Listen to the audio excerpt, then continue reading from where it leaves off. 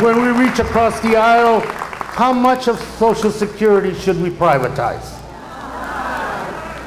When we reach across the aisle, how much of education should we give away to vouchers into private schools? When we reach across the aisle, what part of women's complete right to their reproductive decision should we compromise? So, when we reach across the aisle and we talk about immigration, are we going to talk about comprehensive reform? Or are we going to talk about maybe just some visas for the people that bring money and certain skills to the marketplace?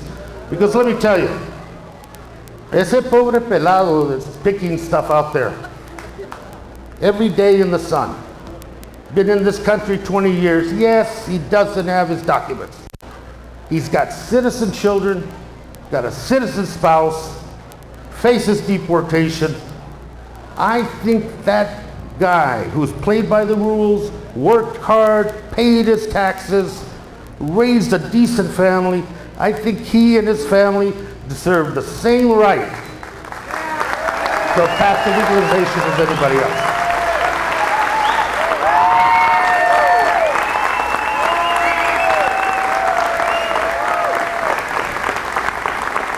And where do we reach across the aisle? And how do we compromise what this nation has become? A beautiful hue of people, colors, cultures. What do we give up? Which is not important to us and which is? I suggest that the diversity of this nation is a strength, and rather than demean it, marginalize it, discriminate against it, we should embrace it, make it part of the whole, and in the long run, this great nation of ours just gets greater. So that'll be reaching across the aisle and compromising. The other one will be, oh, Grijalva is just out of touch with his district. He's too progressive. Too liberal for the district. We need somebody that can walk the middle and do the right thing. Okay. Here's the deal. If being real, if working in a real world and facing reality, if having common sense ideas and solutions to the problems of this nation, if that is being a progressive, then I'm damn proud of it.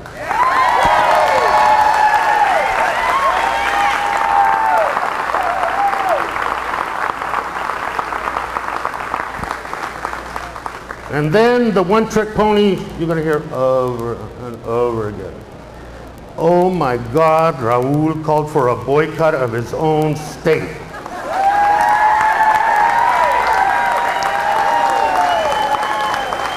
That automatically disqualifies him. Well, could I have been more subtle? Could I have phrased it a little differently? Yeah. I'll give you that. But you know, it's hindsight and I can't do anything about it. But what I can tell you is, and I'm very proud of it, and many of you were responsible in this room for it, we changed the narrative of that discussion. We changed the narrative, we talk about Arizona for what it is. We changed the narrative so we took away cruelty.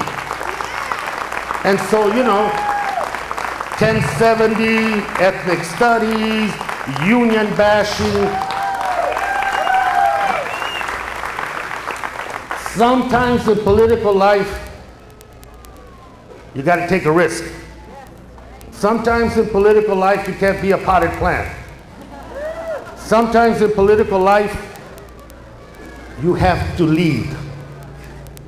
And if the consequences for that is the criticism I took, that I hurt the economy and the image of the state, Jan Brewer and this legislature have done more to ridicule and hurt this state than anyone has done in a decade.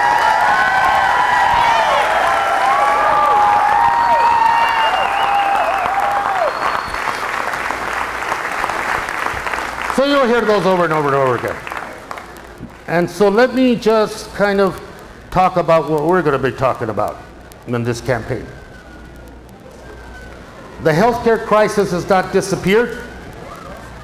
And if we don't do something about creating a system that covers Medicare for all and universal health care, we're going to be in this crisis for the rest of our time. So we're going to work toward that. And even the steps that we took to reforming health care, as tepid as some of them were, people still want to dismantle that. With you have 45 million people without insurance, we want to dismantle that. And so we've made in this country the discussion by the Tea Party in the House of Representatives, the poor, the immigrant, investment in education, creating jobs, that's somebody else's problem. And federal government shouldn't be involved in that.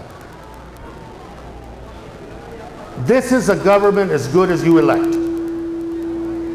And I am hopeful. We're going to work really hard to not only get back to Congress, but to join with a team of people that are not going to be afraid of the truth. And to join with a team of people that is going to put the greater good above anything else. And to join with a team of people that are going to say, this great nation of ours, we can't afford to abandon the American dream. We can't. This has meant everything to this country. And to suddenly find ourselves where we jeopardize that dream so these babies don't have the opportunity that we had, that's wrong. It's absolutely wrong. So the investment has got to be in the future. And the investment has got to be in making this country great again. And the investment has to be in what we do to create the nation that we want. We're a great country. We're a great country. I'm very proud of being a first-generation American. I love this place. I wouldn't be here if it hadn't been for this place. So I want to make sure that that little kid has the same crack at that I did. And you do it with education, you do it with investment, and you do it by understanding that this nation is about shared responsibility, not greed. And so we're going to go forward. Let me just finish by telling you this.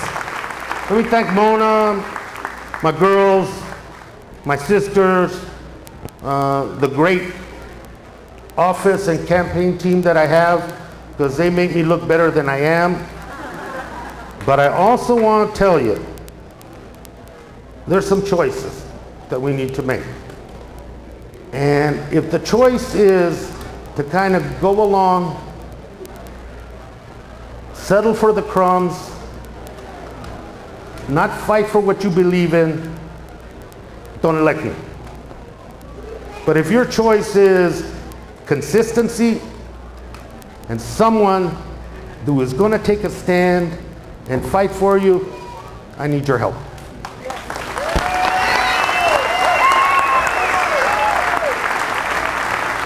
And like any of my campaigns, you're invited. We need your help, and we're going to have a blast. We're on a mission, and that mission is not just to elect me, but to push back and say, nah, not in this part of the world. We have opinions, we have beliefs, and we are going to defend them, and we are going to, again, with your help, return to Congress with a sense of support and, thanks to you, with the spine that we all need. Thank you very much. Appreciate it.